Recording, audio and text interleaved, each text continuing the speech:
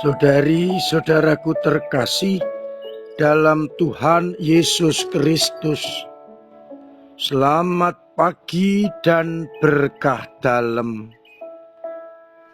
Kita bertemu kembali dalam renungan harian Kamis 27 Februari 2025. Seperti biasa, kita mendasarkan permenungan kita pada bacaan-bacaan Ekaristi pagi ini. Bacaan yang pertama dari kitab Putra Sirak bab 5 ayat 1-8 mengajak kita untuk tidak menunda-nunda pertobatan. Jangan kita mengandalkan kekayaan, kekuatan, atau kehebatan kita. Jangan menyangka dan jangan mengandalkan kemurahan hati Allah untuk tidak bertobat.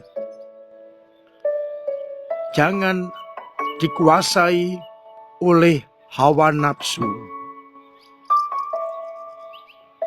Jangan merasa sudah hebat dan tidak bertobat.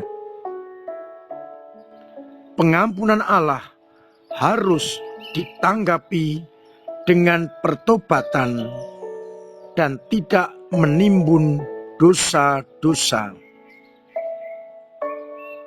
Maka kita diajak untuk terus-menerus dari hari ke hari bertobat kembali kepada Allah. Sedangkan pada bacaan Injil dari Injil Markus bab 9 ayat 41-50, Yesus berbicara agar kita memberikan yang terbaik untuk saudara-saudari kita yang paling kecil, yang paling miskin. Maka kita akan mendapatkan kasih karunia Allah. Dan janganlah kita menyesatkan orang, karena orang yang menyesatkan sesamanya lebih baik baginya sebuah batu kilangan diikatkan pada lehernya dan dibuang ke laut. Apabila anggota tubuh kita, entah tangan, entah apapun juga, penggalah, karena dengan tangan utuh kita masuk ke dalam api yang menyala-nyala. Tapi lebih baik dengan anggota tubuh yang tidak utuh, tangan satu, mata satu, atau kaki satu, kita masuk ke dalam kerajaan surga. Karena setiap orang akan digarami dengan api. Garam memang baik, tetapi bila garam itu hambar, tidak ada gunanya dan akan dibuang, diinjak-injak orang. Maka kita diajak untuk hidup sebagai garam dan hidup berdamai dengan semua orang. Saudari-saudaraku terkasih dalam Tuhan Yesus Kristus,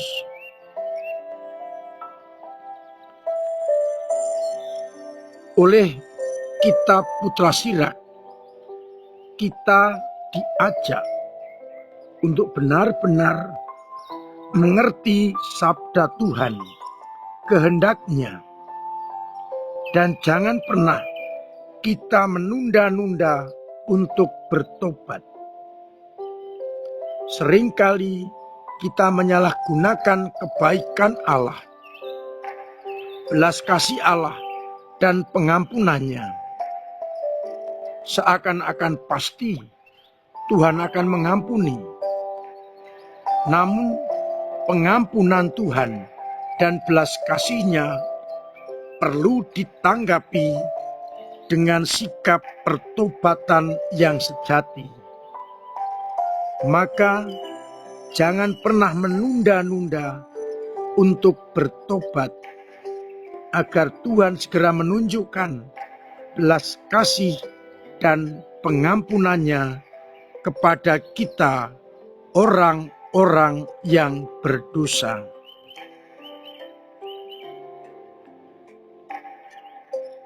Dikuatkan oleh sabda Tuhan dalam Injil Markus, hendaklah kita benar-benar selalu berbuat baik untuk sesama, dan jangan sampai kata-kata kita, tindakan kita menyesatkan orang.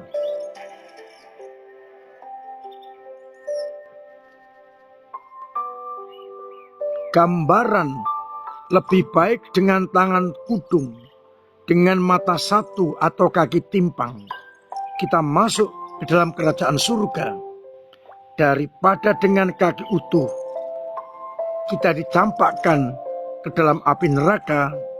Mau dikatakan bahwa hendaknya kita menjaga anggota tubuh kita tetap utuh dengan cara karya kita, pekerjaan kita, kata-kata kita membawa keselamatan bagi banyak orang. Apapun yang menyebabkan kita masuk ke dalam api neraka harus kita tinggalkan dengan cara menggunakan anggota tubuh kita untuk tindakan-tindakan dan perbuatan-perbuatan baik. Kata-kata kita hendaknya membawa orang menuju kepada sumber keselamatan. Tangan, kaki, dan mata kita gunakan untuk membawa orang juga menuju kepada keselamatan. Kalau demikian, maka kita akan dengan tangan utuh sampai kepada keselamatan yang kekal. Oleh karena itu, kita boleh bertanya sebagai titik permenungan kita, apakah kita benar-benar menggunakan anugerah Allah ini untuk membawa orang menuju keselamatan, ataukah kita justru memakai anggota tubuh kita untuk menyesatkan orang?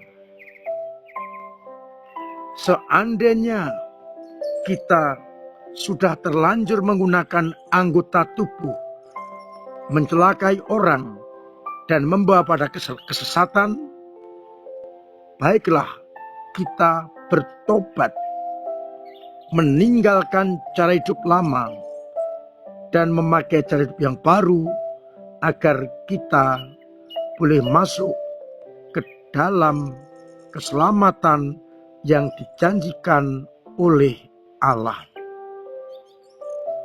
Mari kita hidupkan semangat tobat kita, dan kita berbuat baik, membawa orang menuju kepada keselamatan, agar akhirnya kelak kita pun juga sampai kepada keselamatan yang kekal.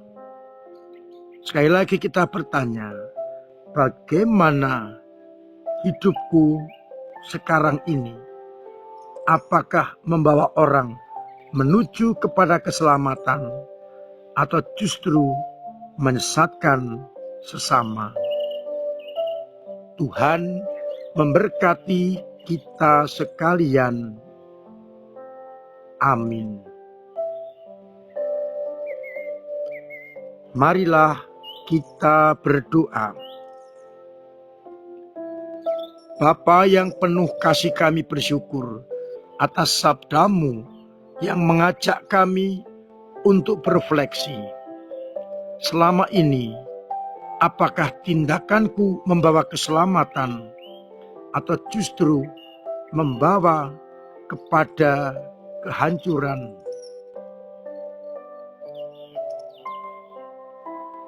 Terima kasih untuk semua berkat-Mu ya Tuhan, yang mendorong kami untuk berani bertobat dan mendekati Engkau. Biarlah dengan itu semua kami boleh mengalami keselamatan. Kuatkanlah iman kami yang kadang lemah, yang kadang jatuh, yang kadang mandek. Semoga Engkau kuatkan, Engkau jaga, agar akhirnya kami tetap memiliki iman yang kuat, mendalam dan tangguh. Semoga umat-Mu yang sakit Engkau sembuhkan, yang punya beban berat Engkau ringankan, yang punya persoalan Engkau bantu untuk mengurainya, yang punya kesulitan ekonomi Engkau lancarkan usahanya, agar akhirnya dalam situasi apapun juga kami tetap mengandalkan Engkau di atas segala-galanya. Untuk itu, sertai kami dengan berkat-Mu sendiri, Bapa dan Putra dan Roh Kudus. Amin.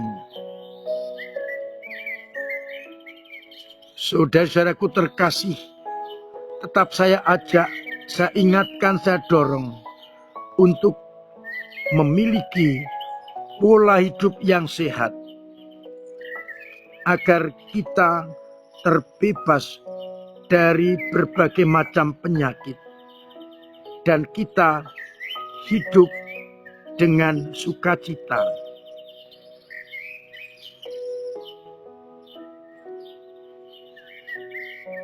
Terima kasih untuk semua peran serta panjenengan di dalam karya menggereja, lewat doa-doa, lewat pemberian karya, tenaga, waktu, dan juga pemberian dana yang akan membuat gereja semakin mampu mengalami sukacita sekaligus pewartaan kerajaan Allah kepada sesama. Biarlah dengan perasa panjenengan semakin banyak umat yang dilayani oleh gereja. Saya tetap mengundang umat untuk terus ambil bagian dalam karya-karya gereja, lewat lingkungan, lewat wilayah, lewat paroki. Saya ajak umat untuk aktif terlibat dalam program-program paroki, juga keaktifan di dalam pendataan umat, agar kita benar-benar mengerti berapa jumlah umat kita sebenarnya. Semoga dengan itu semua karya gereja semakin mampu memberikan bentuk cinta kasih Allah kepada mereka-mereka yang membutuhkan. Kita selipkan dalam doa-doa kita untuk Bapa Suci yang kesehatannya semakin menurun. Semoga Tuhan menjamah beliau dan boleh mengalami kesembuhan. Akhirnya saya mengucapkan selamat pagi, selamat merenungkan, salam sehat, Tuhan memberkati.